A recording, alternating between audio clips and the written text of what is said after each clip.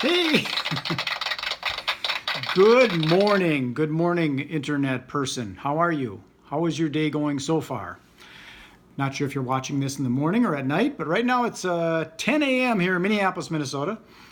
And I don't need my peepers right now, but I'm going to need them soon because I got some notes here. I was going to talk about a few things. Here we go. I was going to talk about Andrew Yang. I was going to talk about Candace Owens.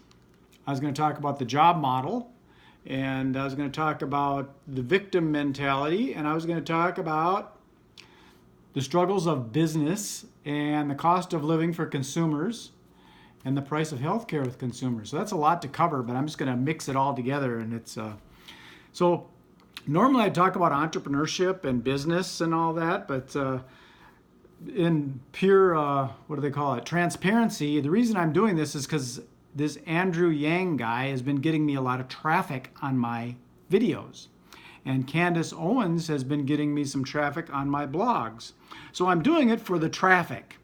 It's a self-serving reason.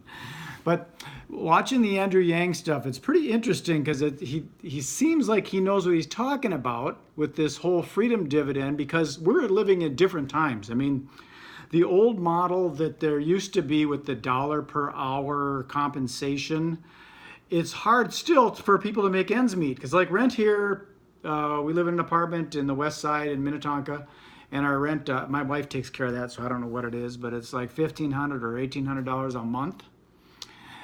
That's fairly steep. And then there's other expenses. So the cost of living for a person, especially if you got kids and stuff, we don't have any kids, so all those things add up, and it's hard to make it. It's not always the responsibility or the not responsibility. That's not a good word, but it's hard for a person to be able to get a livable wage because the company that they work for is challenged to pay a livable wage and still stay in profit.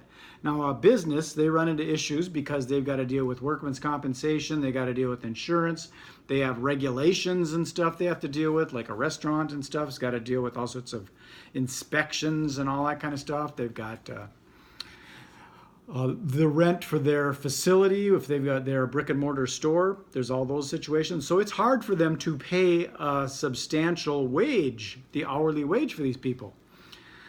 And the old model of dollar per hour, it sort of puts a person into a spot. It puts them in a predicament because you can only work so many hours in a day, right? You've only got the old 9 to 5 situation. How many people are now working sometimes 2 jobs just to make ends meet and pay their bills?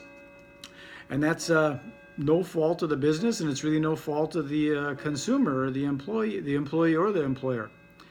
So Andrew Yang's got this solution with the freedom dividend thing, where every United States citizen 18 years or older is going to get $1,000 a month when he's president.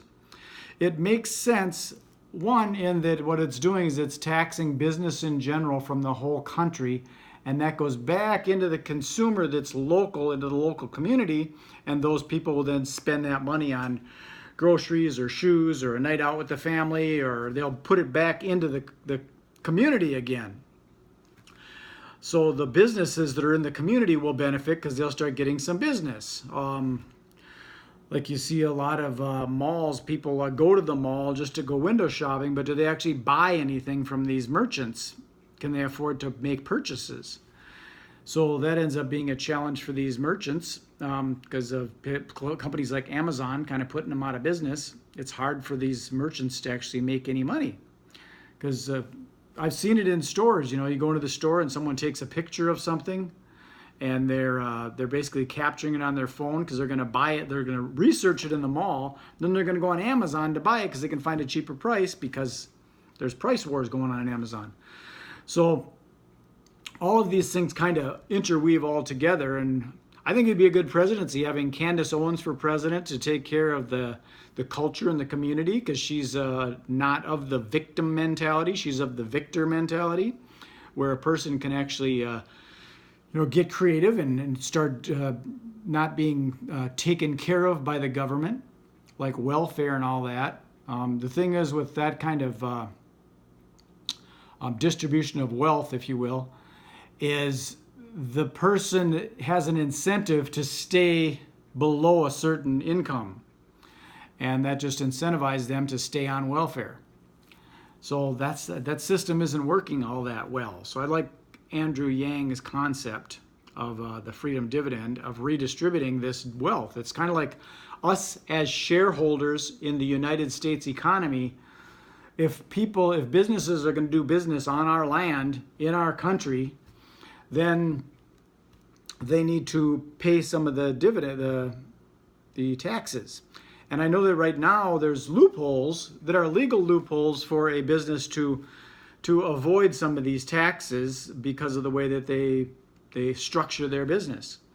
So if there was a tax, I think he calls it a VAT, a value added tax, that goes on to all commerce that's all paid, whether it be a consumer or a business, any kind of compensation or income or transaction is a better word, I think, that happens through these businesses, that goes into this pool that gets distributed out to the entire country, to every citizen that's a legal, law-abiding United States citizen, 18 years and older.